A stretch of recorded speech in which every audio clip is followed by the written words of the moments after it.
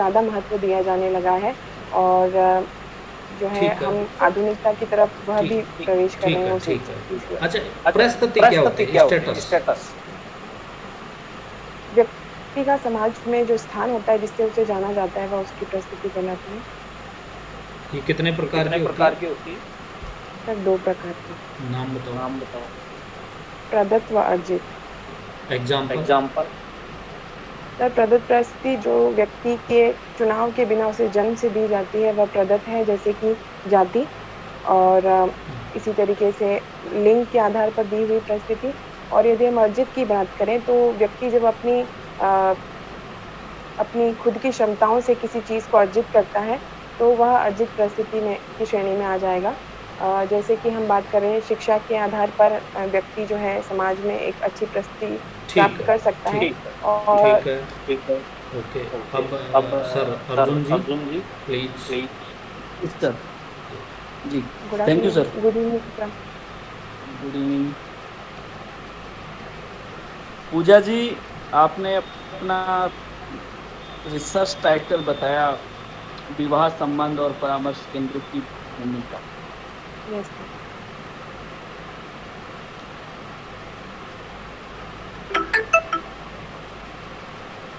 Hello, हाँ जी sir.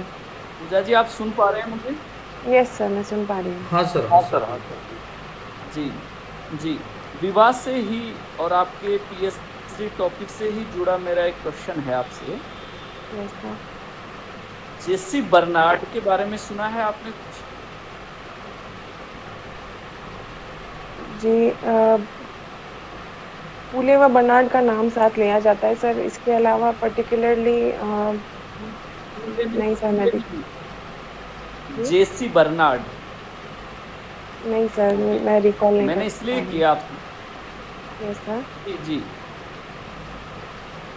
मैंने question इसलिए किया, जेसी बर्नार्ड की एक पुस्तक है the future of marriage. Yes sir. उन्होंने वेस्टर्न सोसाइटी को इसमें कोट किया है यस सर। कि वेस्टर्न सोसाइटी में विवाह का भविष्य कैसा होगा और समाज की तस्वीर कैसी होगी। ठीक है, कोई बात नहीं। जी सर। नेक्स्ट, अभी आप बता रहे थे कि मैंने जेएनयू से ग्रेजुएशन किया है, पीजी किया है। Yes sir. जोधपुर जिले के बारे में जोधपुर जिले के बारे में कोई 2 महत्वपूर्ण बात बताएं आप मुझे। जी। सर जोधपुर के बारे में जो जोधपुर, हाँ, जी, सर उस जोधपुर के बारे में बताएं, बताएं। अगर हम बात यस सर। जोधपुर के बारे में जो सबसे ज़्यादा प्रसिद्ध बातों में से एक है, तो एक तो यहाँ का खान-पान है और एक यहाँ की बोली है। तो ये 2 चीज़ें जो हैं जिनकी वज़ह से जोधपुर जाना जाता है। और इसके अलावा यहाँ पर जो है लोग परंपरागत शहर की तरफ यदि जाते हैं तो वह अपने रंगों को अपने घरों को आज भी नीले रंग से कलर करते हैं और इस कारण उसे ब्लू सिटी कहते हैं। तो ये कुछ बात है जो ऐसे मैं बता या, सकती हूँ। बाकी संस्कृति के अच्छा, आधार पर बताएं, बताएं। बाकी संस्कृति के आधार पर हम देखें तो यहाँ पर मिक्स्ड कल्चर है और सभी जो है धर्म और संप्रदाय एक साथ मिलकर के यहाँ पर परंपरागत रूप से एक साथ रहते हैं और सभी अपनी एक से दूसरी संस्कृति का आदान-प्रदान अच्छे से करते हैं, ऐसा माना जाता है। ओके। राजस्थान के एकीकरण में यस। राजस्थान के एकीकरण में जोधपुर की क्या भूमिका रही थी?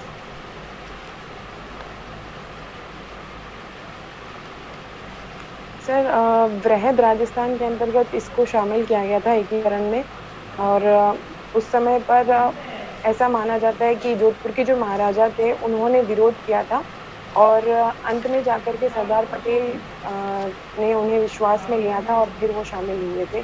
तो जोधपुर जो रियासत थी। Very very nice. जी, अभी आपने अपने जो आंसर दे रहे थे एक मुझे सर से बातचीत में, आपने जी। विवाह में परिवर्तन की बात की, आधुनिकता की बात की, वैयक्तिक पक्ष की प्रधानता की बात की, वीमेन एजुकेशन की बात की, HMA 1955 की बात की। आधुनिकता का जो प्रभाव है ये विवाह संस्था को क्या कमजोर कर रहा है? सर इसमें ये या डिपेंड करता मजबूत है। कर रहा है? जी, जी सर। सर मुझे ऐसा लगता है हाँ, कि कंटिन्यू कीजिए अ, आप। जी।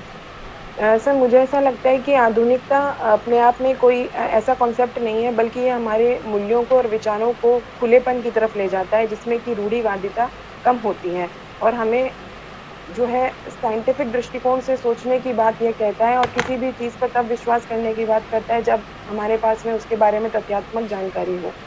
तो रूढ़ियाँ जो कि परंपरागत समाज में, भारतीय समाज में व्याप्त हैं, उनको धीरे-धीरे कम किया जा सकता है आधुनिकता के आधार पर। लेकिन यह निर्भर करता है कि 2 व्यक्ति जो विवाह की संस्था में प्रवेश कर रहे हैं, वह आधुनिकता को किस प्रकार से लेते हैं। यदि वह आधुनिकता को सही तरीके से समझते हैं, तो इसके नकारात्मक प्रभाव नहीं पड़ पाएँगे और इसके जो सकारात्मक प्रभाव हैं, वह उसे अपना सकते हैं। लेकिन यदि उन्होंने आधुनिकता का कॉन्सेप्ट उन्हें नहीं मालूम है और वह समय के साथ में जो परिवर्तन आ रहे हैं, उनसे समायोजन नहीं स्थापित कर पाते हैं, तो आधुनिकता उनके लिए घातक भी हो सकती है। तो ये साधक भी है और बाधक भी हो सकती है सर। यस। अच्छा, डिंक फैमिली के बारे में आपके क्या विचार हैं? Sorry sir? Drink family. Sir drink sorry sir family मैंने कंसेप्ट सुना है? नहीं सर। सर क्या स्पेलिंग है sir? Sorry. DIN drink family. नहीं सर, सॉरी सर मैंने DINK डिंक फैमिली। नहीं सर, मैंने नहीं सुना, सॉरी सर। अच्छा, okay okay okay okay. Live in relationship के बारे में आप जानती हैं? Yes sir. Indian women education जी। क्या लिव इन रिलेशनशिप को बढ़ावा दे रही है? नहीं सर, मुझे ऐसा नहीं लगता, ये मेरे व्यक्तिगत विचार हैं कि बढ़ावा नहीं दे रही हैं, क्योंकि इतने बड़े स्केल पर ये चीज़ें नहीं बढ़ रही हैं। और अगर क्योंकि सिर्फ़ इसमें महिला की ज़िम्मेदारी नहीं है, अगर उसकी सहमति है, तो पुरुष की भी उतनी ही सहमति है लिव इन रिलेशनशिप के लिए। तो केवल उस महिला के एजुकेटेड होने से ये चीज़ें नहीं बढ़ेंगी। तो आपसी सहमति से ये चीज़ होती है, तो इस वज़ह से सिर्फ़ महिला को इसके लिए ज़िम्मेदार ठहराना मुझे लगता है कि सही यस। नहीं होगा। नेक्स्ट क्वेश्चन इसी से मेरा जुड़ा हुआ है। आप कहीं जी। जॉब में हैं? Yes sir. किस जॉब में हैं अभी आप? सर मैं स्कूल लेक्चरर हूँ। सोशियोलॉजी से। Yes sir. जी। MDM चलता है आपके स्कूल में। Yes sir. MDM का सामाजिक इम्पोर्टेंस क्या है? सर मिड डे मील योजना का यदि हम बात करें सामाजिक महत्व क्या है, तो इसका अर्थ जो इसकी सामाजिक महत्व की ओर यदि हम देखें तो जो इसका उद्देश्य था वह यह था कि बच्चे ज़्यादा से ज़्यादा नामांकन की तरफ बढ़े और स्कूल आएँ। और उनके घर में यदि खाने-पीने के लिए पर्याप्त साधन नहीं है, संसाधन नहीं है, तो वह स्कूल में आकर के भी अपने पोषण को प्राप्त कर सकते हैं और स्वास्थ्य लाभ ले सकते हैं और शिक्षा भी जारी रख सकते हैं। तो मुझे ऐसा लगता है कि वह चीज़ की पूर्ति हो रही है और नामांकन बढ़ता है इससे, और ऐसे जो गरीब परिवार हैं, जो कि वंचित वर्ग से आते हैं, ऐसे परिवारों को इस योजना का लाभ मिल रहा है और नामांकन बढ़ रहा है और शिक्षा इस वजह से बढ़ रही है।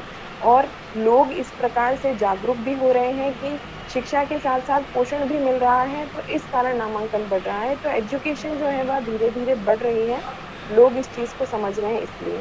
तो मुझे ऐसा लगता है कि सामाजिक महत्व में एजुकेशन जो पॉइंट है वो कहीं न कहीं लाभदायक हो रहा है। अब इसमें कई सारे लूप होल्स भी हैं, तो वो चीज़ें भी हैं जैसे कि हर योजना में होता है, वो चीज़ें भी शामिल हो मैं जाती हैं। मैं आपको इंटरप्ट करना चाहूँगा। मैं सिर्फ सोशल इम्पोर्टेंस की बात कर रहा हूँ। आपको कोई सोशल इम्पोर्टेंस इसमें नज़र आता है MDM?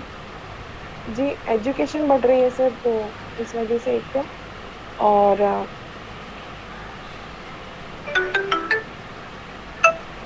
सोशल इम्पोर्टेंस का एक बिंदु बताएंगे।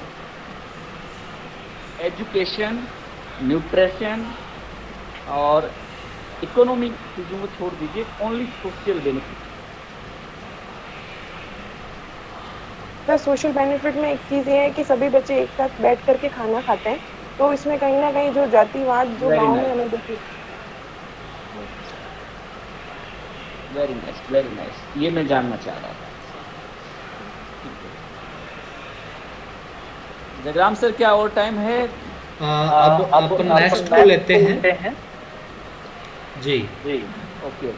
ठीक है। और आप है ना पूजा चौधरी का थोड़ा स्कोर भी आप मुझे या तो पर्सनल भेज देना, तो मैं या जी, अगर कम आ रहा है तो अभी मत बताना, और अच्छा आ रहा है तो भले ही सबके सामने बताओ। पूजा जी आपको धन्यवाद, थैंक यू सर। बहुत अच्छे से। with other cultures. That's how it is significant. अच्छा, ये ये कैसे हेल्पफुल है social harmony? Sir, it is helpful because, as I said, cultural relativity explains how we are related to other cultures and how we should accept and see others' culture from their point of view. नहीं, जैसे cultural relative, जैसे सांस्कृतिक सापेक्षतावाद भी कहते हैं, ये क्या हर्स्कोविट्ज़ ने कॉन्सेप्ट दी थी। ये एक्चुअल में क्या है? हर्स्कोविट्ज़। So, can you repeat? हर्स्कोविट्ज़ का नाम सुना होगा जी सर। तो उन्होंने ये कॉन्सेप्ट दी थी सांस्कृतिक सापेक्षता, उनका संबंध है। इसमें जो है वो बताते हैं कि सांस्कृतिक सापेक्षता मतलब ये है कि प्रत्येक कल्चर अपने आप में कंप्लीट है। राइट। ठीक है। जिस कल्चर में आप पल के बड़े होते हो वही आपके लिए महत्वपूर्ण हो जाती है, वो आपको संपूर्ण नजर आती है, कंप्लीटली होलिस्टिक। ठीक है। राइट। अब ये सोशल हार्मोनी कैसे यूजफुल है, कैसे उपयोगी है, ये कॉन्सेप्ट ये तो गैप बढ़ाती है, कम करती है।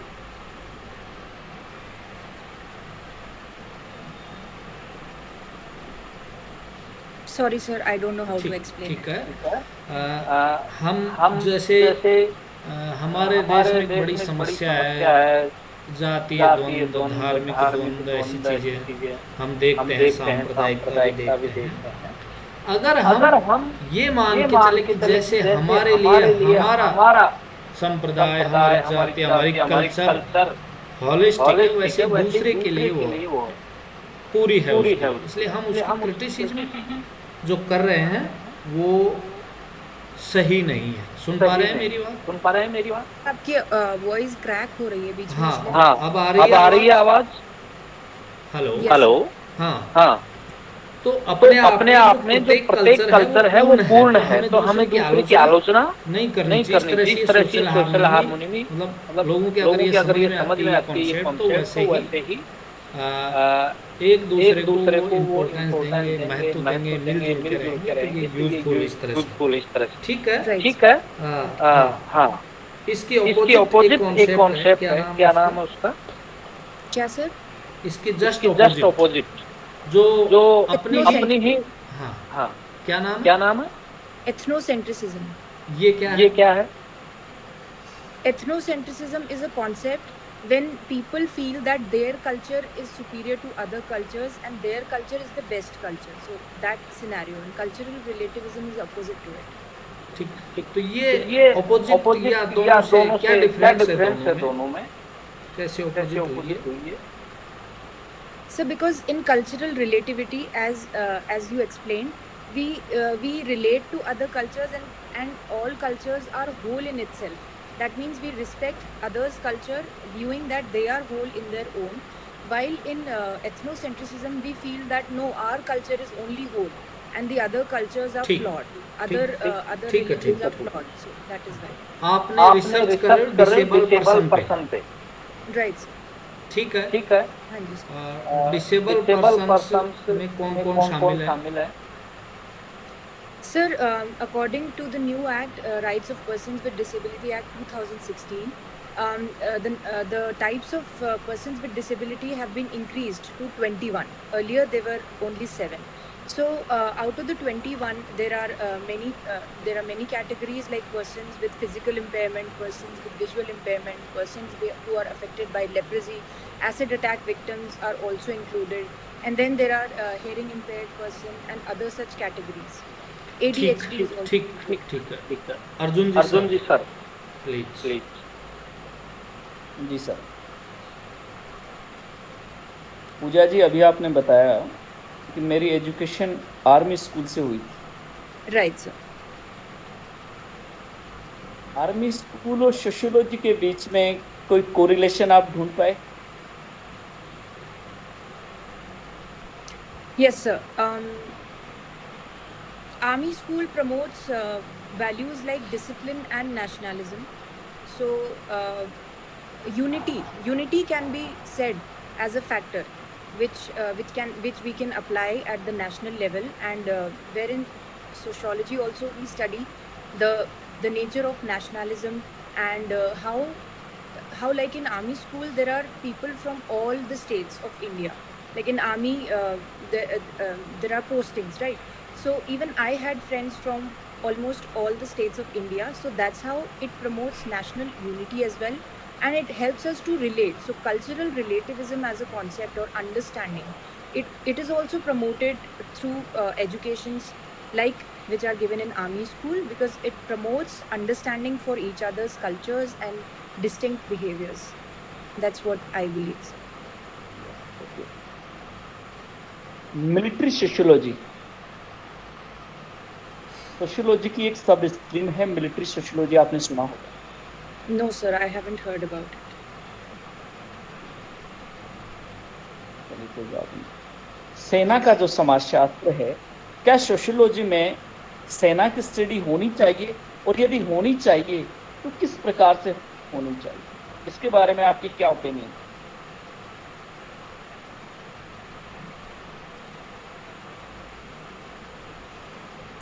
आप सुन पा रहे हैं? किसी ने किया होगा Yes, sir. इसकी Yes, study? sir. Sir, I was just thinking about it. Just 2 seconds, sir. किसी ने स्टडी की है पहले?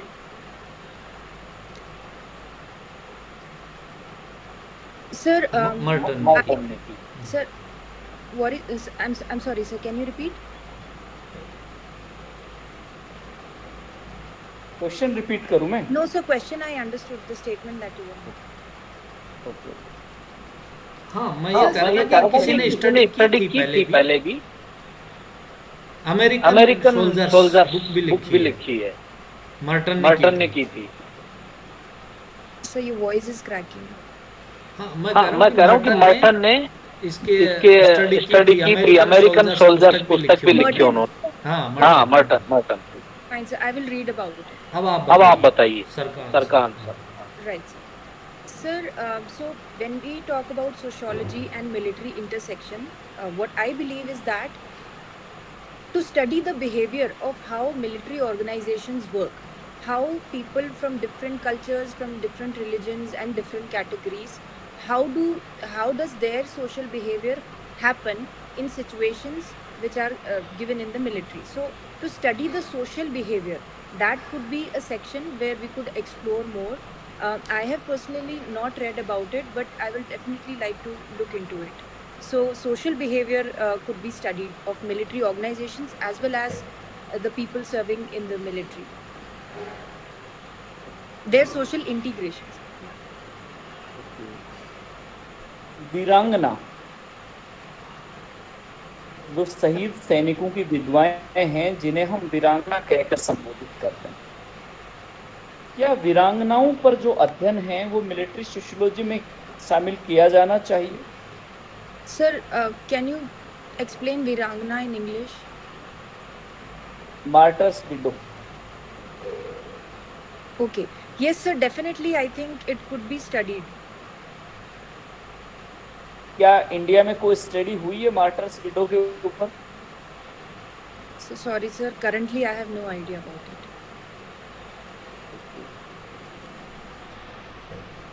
नेक्स्ट, अभी आपने कल्चर के बारे में आप बात कर रहे थे, और अभी हमने आर.के. मार्टन की अमेरिकन सोल्जर के बारे में बात की। राइट। रेफरेंस ग्रुप का एक कंसेप्ट दिया था मार्टन ने अमेरिकन सोल्जर में, संदर्भ समूह, reference group, yes yes. Merton का जो रेफरेंस ग्रुप को एक्सप्लेन करने का जो बेस था वो बताएंगे आप।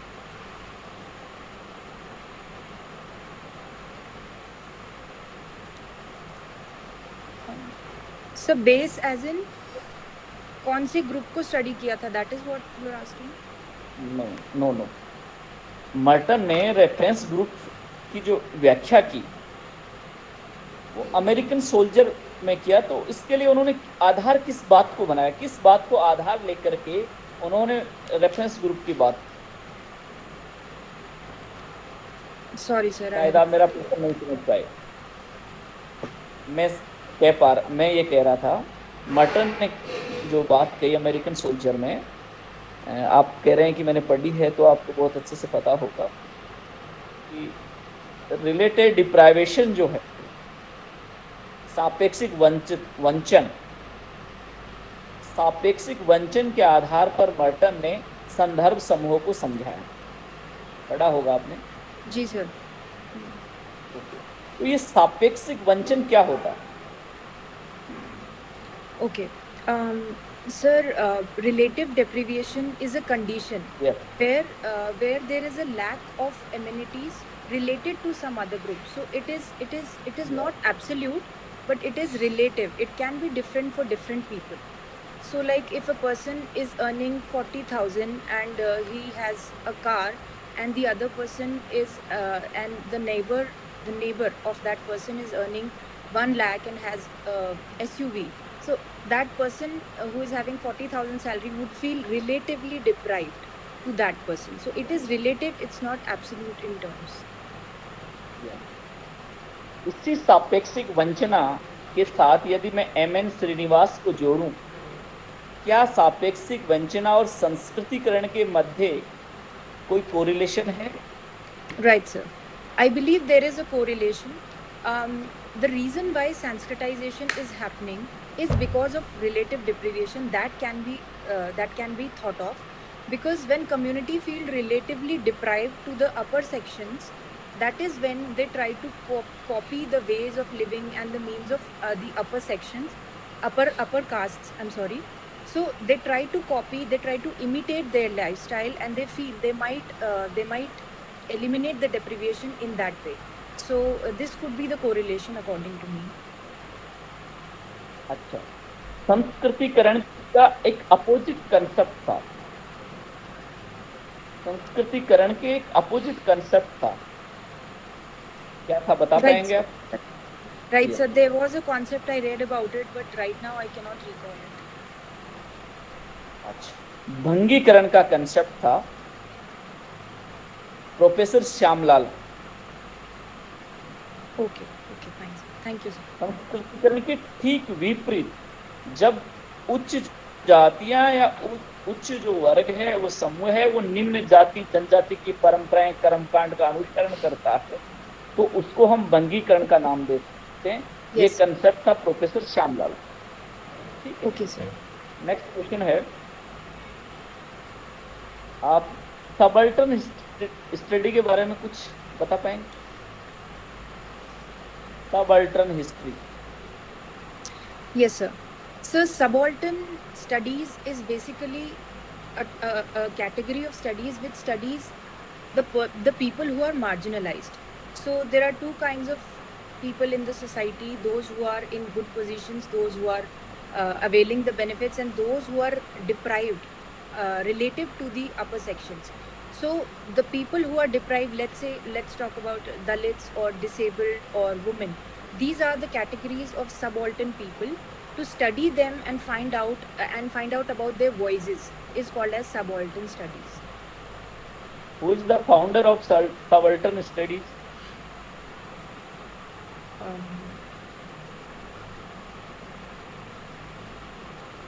Sorry, sir, I can't recall. Doctor B R. Ambedkar को सबाल्टर्न हिस्ट्री का प्रणेता माना जाता है और इसको आगे बढ़ाने का जो काम किया वो प्रोफेसर रंजीत गुहा ने किया। फाइन सर, इन इंडिया, ठीक राइट? है, ओके। यस। अभी आपने मार्जिनल की बात की, वीमेन क्या मार्जिनल कैटेगरी में शामिल है इंडिया में? Sir, there are two perspectives for it. If we talk numerically, अगर हम numerically बात करें तो they are not marginalized. But when we talk about socially, then they are marginalized. Yes, because on parameters like literacy or jobs, or you can say the condition of their lives, on all those parameters they are deprived, but numerically they are not. इसी से जुड़ा एक सवाल और है, without pay, without name, यानी बिना नाम और बिना दाम के काम करने वाला एक ग्रुप है इस सोसाइटी में, वो महिला है। क्या ये बात सार्थक है? यस सर, आई बिलीव हाउसवाइफ्स को अगर हम देखें तो ये डेफिनेशन उनके लिए एकदम फिट होगी। ठीक है, इसी से नेक्स्ट और जुड़ा है, अब तक का ज्ञात इतिहास मात्र पुरुषों का इतिहास है, महिलाओं का इतिहास दोबारा से लिखा जाना चाहिए। क्या ये कथन सत्य है और किसका कथन है, अगर आप बता सकें? Sir, I think this statement is partly correct, but who has said it, I am not aware. Okay, professor Kamala Baseen की Okay, कमला बसीन का कथन है। Yeah. और काफी हद तक मैं ये मानता हूँ कि ये काफी हद तक सत्य है, क्योंकि यदि आप इतिहास में देखोगे तो महिलाओं को विशेष रूप से भारत में बहुत कम स्थान दिया गया है, उनका उल्लेख बहुत कम मिलता है, जबकि उनका योगदान बहुत ज्यादा है, लेकिन उस योगदान को हमने कम आंका। Right. बहुत अच्छा, आप बहुत अच्छे आंसर दिए, thank you sir, thank you. Okay sir, next Abhilasha Sharma, आप रेडी हैं? Yes, good. ओके, तो अभिलाषा जी आप कहाँ से रहने वाले हैं? सर, मेरा मूल निवास अजमेर जिले से है और वर्तमान में मैं उदयपुर में निवास कर रही हूँ। अच्छा, तो आपने जो है ग्रेजुएशन कब की थी? सर, मेरी ग्रेजुएशन 2010 की है। स्वयं पाठी छात्रा के रूप में मैंने महर्षि दयानंद सरस्वती विश्वविद्यालय अजमेर से की है। और post graduation? Sir, 2012 Maharshi Dayanand Saraswati विश्वविद्यालय से। अच्छा, 12वीं में आप कितनी परसेंटेज थी? 72.62। फिर भी आपने प्राइवेट किया? सर, मैंने 12th के बाद में कुछ ऐसी पारिवारिक परिस्थितियां हो गई थी जिसकी वजह से मैं रेगुलर ग्रेजुएशन या कोई भी कोर्स नहीं किया था। मैंने 3 ईयर का सर फैशन डिज़ाइनिंग का डिप्लोमा किया था और उसके बाद मैं सर जॉब में थी, तो मैं कंटिन्यू मतलब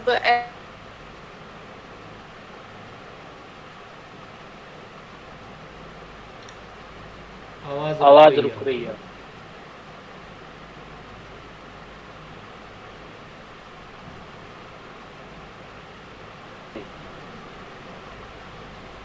यस सर। हाँ, यस सर। सवाल था अपना। सर, आपने पूछा था कि प्राइवेट क्यों किया था। हाँ, क्यों किया आपने? सर, मैंने 12th के बाद में 3 ईयर का सर फैशन डिज़ाइनिंग का डिप्लोमा किया था और उसके बाद में मैं सर जॉब में थी, तो सर जॉब में होने की वजह से मैंने जो ग्रेजुएशन और पोस्ट ग्रेजुएशन किया सर वो नॉन कॉलेजिएट स्टूडेंट के रूप में किया था। अच्छा, ठीक है। आपने फैशन डिजाइनिंग का कोर्स किया है। फैशन एंड सोसाइटी, फैशन का सोसाइटी से अलग कर ही नहीं सकते, है ना? Yes sir. एक तरह से कल्चर का एक क्या है इसको एलिमेंट बोल सकते हैं, संस्कृति का तत्व कह सकते हैं, तत्व। सर तत्व कह सकते हैं सर। हाँ, सांस्कृतिक तत्व होता क्या है ये बताइए। सर सांस्कृतिक तत्व, सर कोई भी संस्कृति का वह सबसे छोटा हिस्सा होता है जिसको और विभाजित करते हैं तो कोई अर्थ उसका नहीं निकल सकता। जैसे जैसे फॉर एग्जांपल सर, भौतिक अभौतिक होती है तो जैसे भौतिक में सर पैन है, पंखा है। अगर सर पैन को और भी विभाजित करें तो वो सर ठीक है, उसका कोई तो अच्छा, बहुत सारे तत्व मिल करके और फिर वो क्या बनाते हैं, कॉम्प्लेक्स। Yes sir. तो फैशन कॉम्प्लेक्स या तत्व,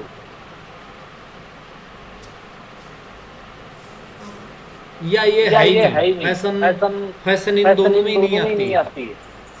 सर फैशन जैसे रीति है ना, रीति रिवाज है, धुन है, और हमारे जो है मूल्य है, इसी प्रकार की परंपरा है। तो फैशन क्या है? फैशन भौतिक चीज है क्या, भौतिक चीज? सर अगर हम विस्तृत रूप में देखा जाए तो ये सर भौतिक भी हो सकता है, भौतिक भी हो सकता है। जैसे इसका जो सर फिलहाल जैसे अगर हम यूं देखें तो सर कपड़ों को या किसी के जो परिधान है उसको फैशन कहते हैं। लेकिन सर मुझे ऐसा लगता है कि जो हमारे समाज में जो चीज मतलब कोई भी सर तत्व है वो सबसे ज्यादा जो प्रचलित होता है उसको हम फैशन कह सकते हैं। वो जरूरी नहीं कि सर कपड़े ही हो। ठीक है, फैशन और धुन में अंतर क्या है? सर जब सर कोई विचार या कुछ जो सर होता है वो सर किसी व्यक्ति के द्वारा अपनाया जाता है तो वो धुन कहलाता है। लेकिन जब वो सर समाज के अधिकांश लोगों के द्वारा अपनाया जाता है या अधिकांश लोगों के द्वारा ग्रहण कर लिया जाता है तो वो सर फैशन आ जाता है इसका। Sir for example sir Nehru jacket है तो सर जब नेहरू जी इसको पहनते थे तो ये सर धुन था। और उसके बाद में जब ये सर प्रचलन में आ गया और समाज में अधिकांश लोगों ने इसको ग्रहण करा और पहनने लग गए तो फिर सर ये फैशन बन गया। ठीक है, आपका होम डिस्ट्रिक्ट अजमेर है? Yes sir. अजमेर शहर में कितनी झीलें हैं? सर आना सागर है और फॉय सागर है।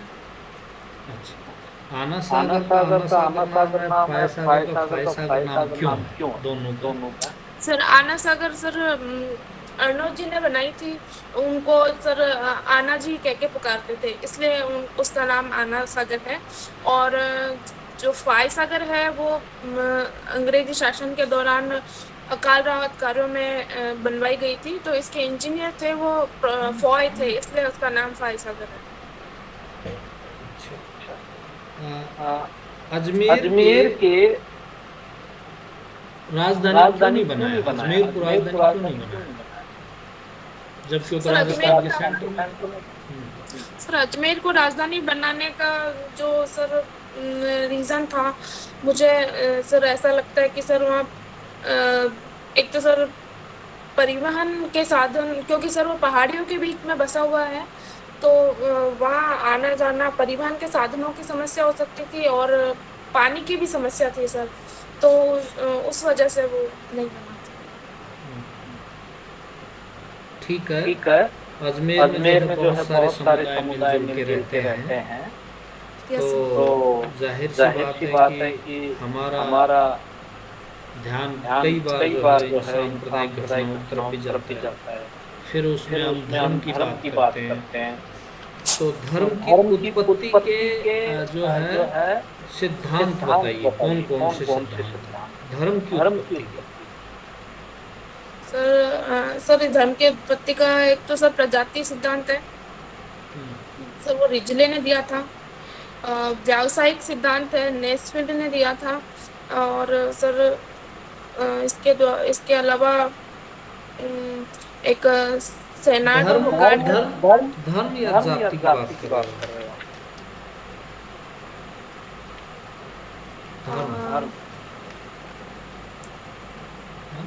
धर्म जैसे जीववाद है ना?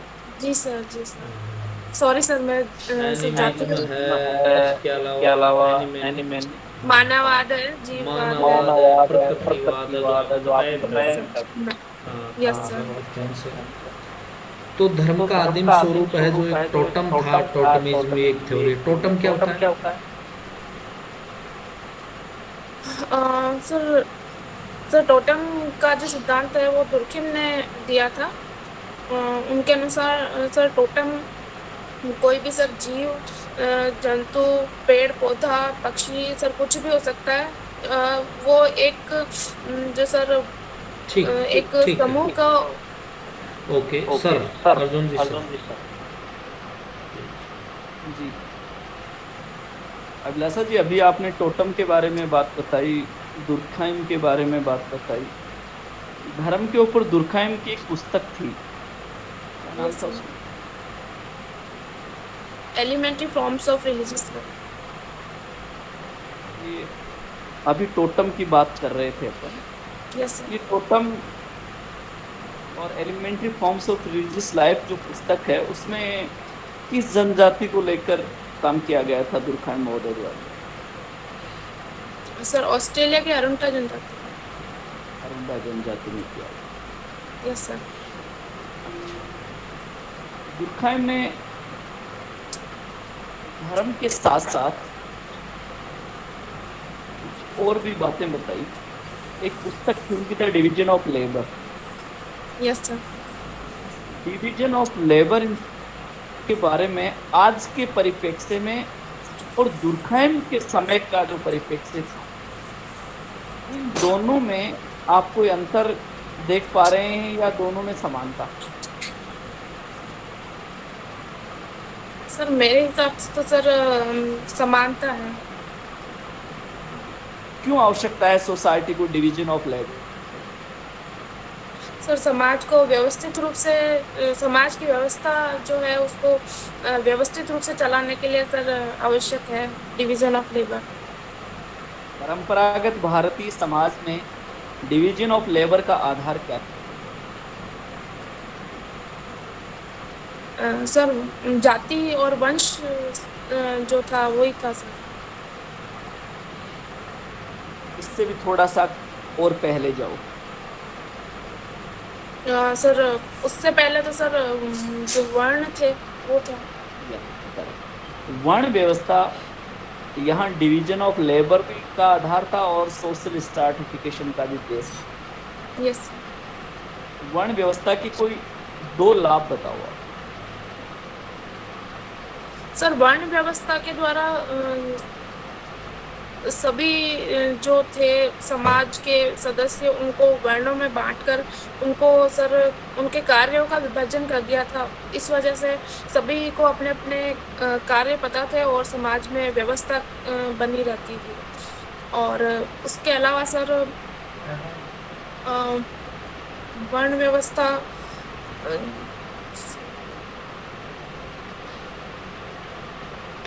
सर मेन तो यही था। वर्ण व्यवस्था की डीमेरिट्स बताइए। वर्ण व्यवस्था के कोई दो दोष भी बताइए आप। डीमेरिट्स क्या है? सर प्रारंभ में तो ये सर गुण और कर्म और क्षमता के आधार पर इसको डिवाइड किया था, लेकिन बाद में सर वंशानुगत हो गए तो उसके बाद में सर इसमें समस्याएं आने लगी, क्योंकि फिर जैसे शूद्र है तो वो शूद्र ही रह गए बाद में सर, और दूसरे वर्णों में नहीं जा पाए। तो सर पहले ही खुला वर्ग था और बाद में सर बंद वर्ग बन गया।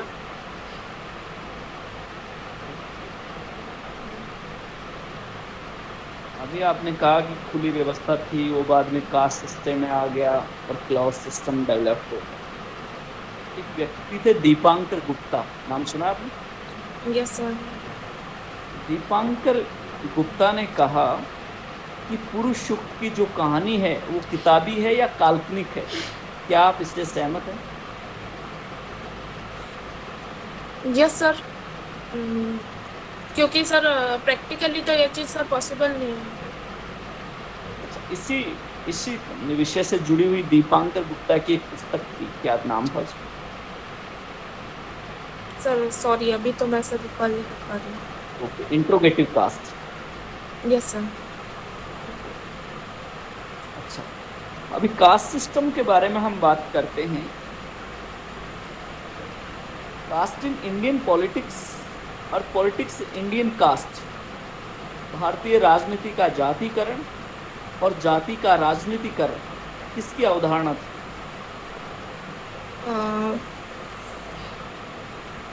सर मैं कंफर्म तो नहीं बता सकती, पर शायद सर रजनी कोठारी की थी। रजनी कोठारी मेल या female? Female.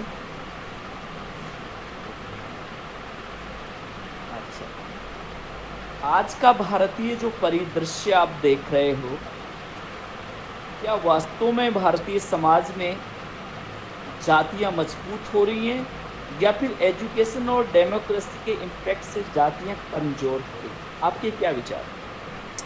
Sir mixed view है एक्चुअली।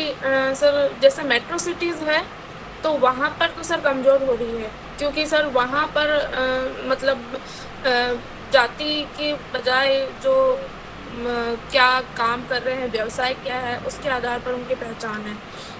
पर जैसे सर गांव और जो छोटे शहर हैं वहाँ पर अभी भी ये प्रासंगिक है।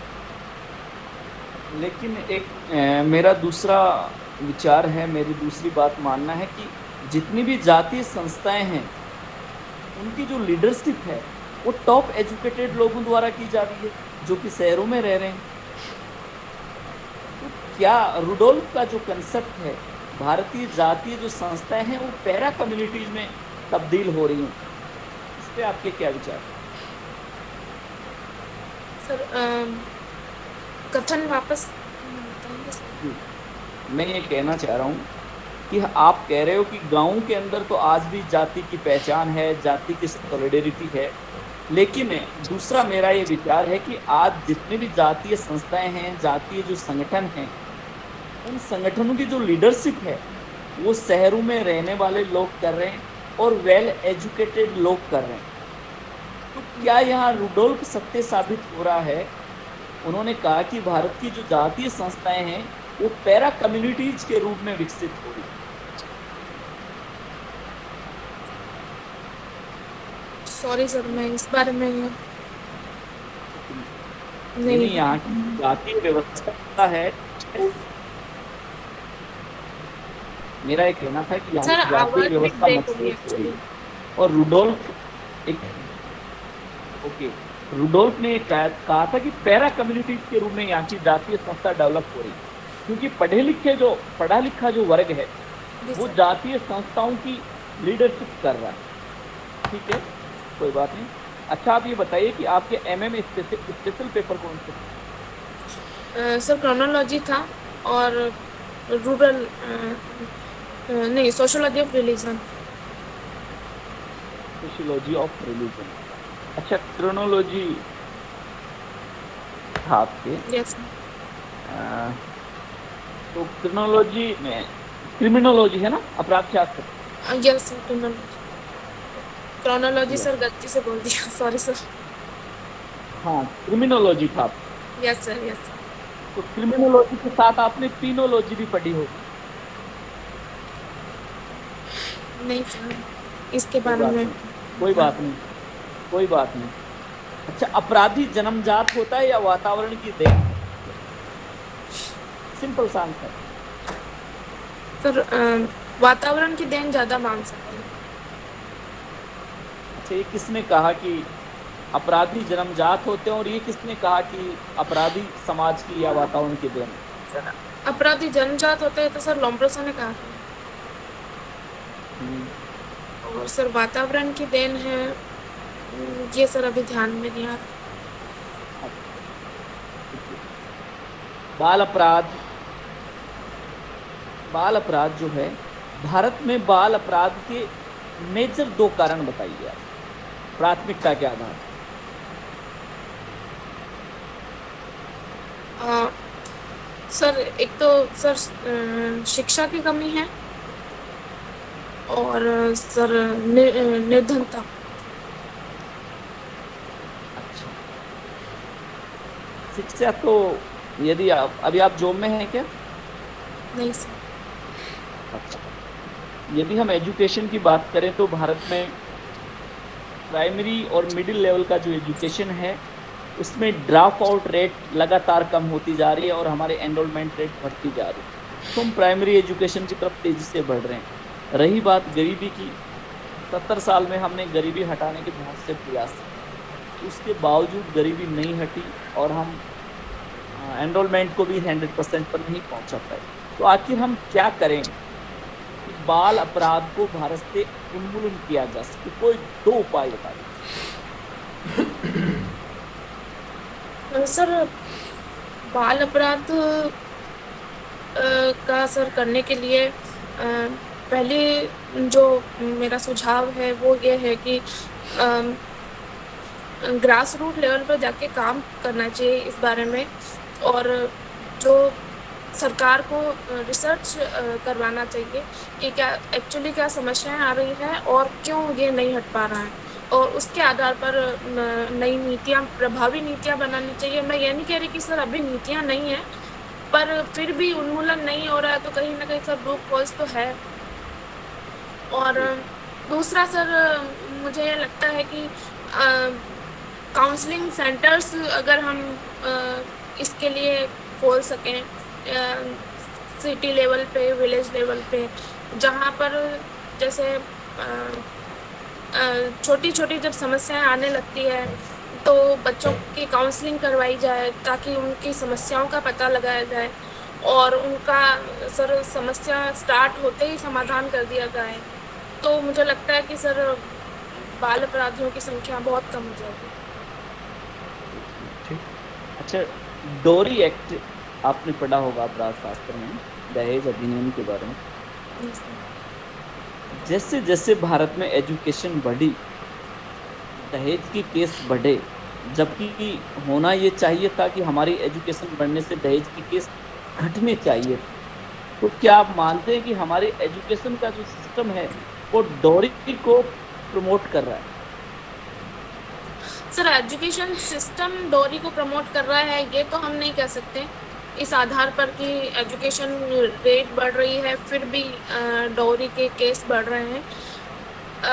कहीं ना कहीं वहाँ जो व्यक्ति हैं उनका समाजीकरण और अन्य कारण है, उनका भी प्रभाव है।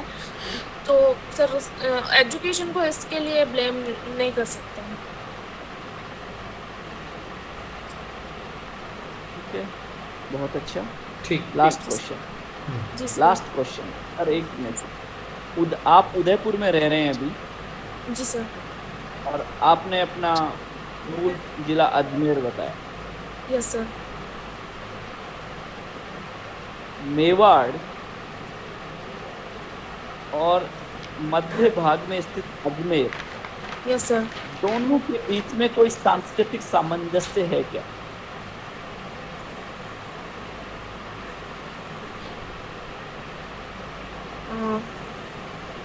सांस्कृतिक सामंजस्य तो सर है। पहली बात तो ये है कि जिस तरह से वहाँ पर भी सभी धर्मों के लोग और सभी जातियों के लोग निवास करते हैं और आपस में प्रेम पूर्वक रहते हैं, उसी तरह से यहाँ पर भी सर सभी धर्म जाति के लोग रह के प्रेम पूर्वक रहते हैं और निवास करते हैं। और सर बोली वगैरह है तो वो अलग है, बट उतनी भी डिफरेंट नहीं है कि समझ नहीं सकते। और सर रहन सहन वगैरह सर बहुत ज़्यादा डिफरेंट नहीं है लगता मुझे। ओके, धन्यवाद, बहुत बहुत। एक आखिरी सवाल अभिलाषा। Yes sir.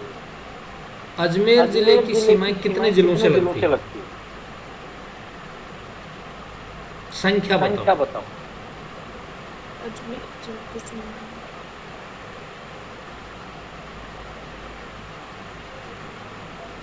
सर, एग्जैक्ट संख्या तो सर अभी तो याद नहीं है।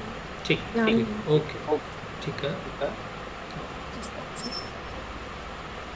लेके आए, थोड़ा सा आप अपना जो बायोडाटा है उस पर फोकस कीजिए। दूसरी बात, आप जो आंसर बोलते हो उस आंसर में जो आप शब्दों का प्रयोग करते हो, उन शब्दों के चयन में थोड़ी सी और सावधानी बरतिए आप, क्योंकि आपका जो इंटरव्यू है वो आपके शब्दों से ही नया क्वेश्चन रेज करेगा। तो आप शब्द चयन में थोड़ी सी और सावधानी बरतिए। कुछ लोगों ने बहुत अच्छी सावधानी बरती है, लेकिन आप और थोड़ा थोड़ा सब सुधार करें इस मामले में। और जो जब भी आप कोई कंसेप्ट बता पा रहे हैं,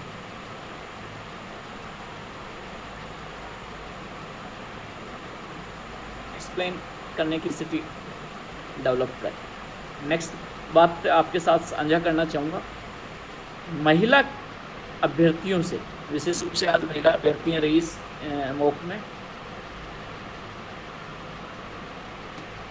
महिलाओं से जुड़े हुए जो लॉज हैं, महिलाओं से जुड़े हुए जो विधान हैं, और महिलाओं की भारत में भूमिका, महिला का समाज में योगदान, और योगदान अगर कम रहा तो क्यों रहा, इन सब चीजों को थोड़ा सा आप लोग और तैयार कीजिए। और आपके कोई क्वेश्चन हो तो आप बताएं। क्या सब सुन पा रहे हैं मुझे? आप सभी की कोई क्वेरीज हो तो वन बाय वन पूछिए कि अमुक सिचुएशन में हमें कैसे क्या करना है। आपके दिमाग में कोई ऐसा क्वेश्चन हो जिनका जवाब आपको चाहिए? सर मैं एक क्वेश्चन पूछना चाहती हूँ। जी सर मेरा पीएचडी का रजिस्ट्रेशन, सर मेरा पीएचडी का रजिस्ट्रेशन 2016 का है, और अभी सर मैं अब मतलब इस पोजीशन पे हूँ कि मैं जल्दी सबमिट करवाने वाली हूँ। तो क्या सर ऐसा कोई क्वेश्चन पूछ सकते हैं कि आपको इतना टाइम क्यों लगा, और उसका क्या सर जवाब होना चाहिए? बिल्कुल पूछेंगे। हाँ, रिपीट करें एक बार सवाल को। सर मेरा पीएचडी का रजिस्ट्रेशन है सर 2016 का है, और अभी सर मैं आफ्टर इंटरव्यू उसको सबमिट करवाने वाली हूँ, पर सर काफ़ी वक्त हो गया। तो क्या सर ऐसा कोई क्वेश्चन पूछा जा सकता है कि आपको इतना टाइम क्यों लगा, और अगर पूछा जा सकता है तो उसका क्या उत्तर होना चाहिए सर? डेफिनेटली अगर रिसर्च सेक्शन में आपसे क्वेश्चन किए जा रहे हैं और आपने कहा कि मेरा रिसर्च रजिस्ट्रेशन इस समय हुआ था और अभी आपका सबमिशन नहीं हुआ है, तो डेफिनेटली ये क्वेश्चन रेज होगा कि आखिर आपने इतना समय रिसर्च को कंप्लीट करने में क्यों लगा दिया। मेरे अकॉर्डिंग आपका विचार बिल्कुल ईमानदारी के साथ होना चाहिए, न कि आर्टिफिशियली, क्योंकि आर्टिफिशियल आंसर अगर आप कहीं देंगे तो निश्चित रूप से उसमें और कई सवाल खड़े होंगे। तो ईमानदारी के साथ आप आंसर बताएं। इस वजह से मेरा रिसर्च का वर्क था वो इतना लंबा समय लगा चुका, मैं पूरा इसको नहीं कर पाई, और एक सकारात्मकता दिखाई अंत में कि मैं शीघ्र ही इसको कंप्लीट कर रही हूँ। यहाँ एक चीज़ और ऐड कर दीजिए कि बीच में मेरा कंपटीशन एग्जाम एपी वाला आ गया, मैं इसकी तैयारी में जुट पाई, इसलिए साल 1.5 साल ये डिले हो गया। ये मेरा व्यू है, हो सकता है आपका कोई डिफरेंट व्यू हो सर, और थोड़ा सा इसको आगे करेंगे। हाँ, रिसर्च वाला तो देखो क्वेश्चन सारे ही पूछेंगे। ये मान लो आप जिसने पीएचडी कर रखी चल रही है, इसकी कौन सी आपने टॉपिक चूज किया, आपने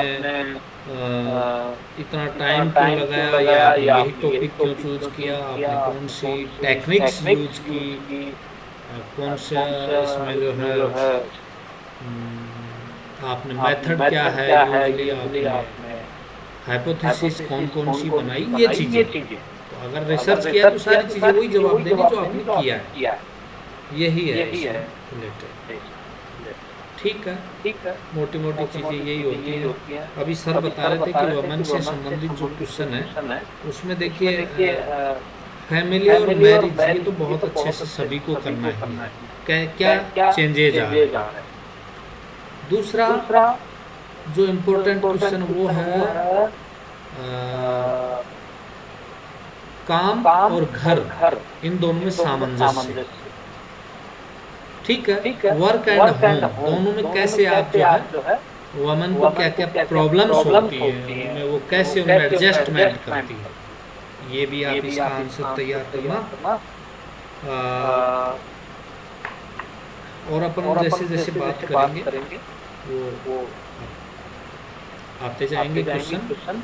thank you very much sir, आपने आज बहुत ही वैल्यूएबल सजेशंस दिए, टाइम निकाला, और निश्चित रूप से ये सभी जो भी सफल होंगे उसमें आपका भी एक बहुत महत्वपूर्ण रोल होगा। आप मोटिवेट किया, आपने तरीके भी बताए और क्या संभावित क्वेश्चन है वो भी आपने बताए। तो थैंक यू आप सभी को। हम फिर मिलेंगे और 2 दिन का जो है मैं गैप दे रहा हूँ ताकि फिर उसके बाद मैंने टॉपिक दिए थे, उन टॉपिक्स की जो है हम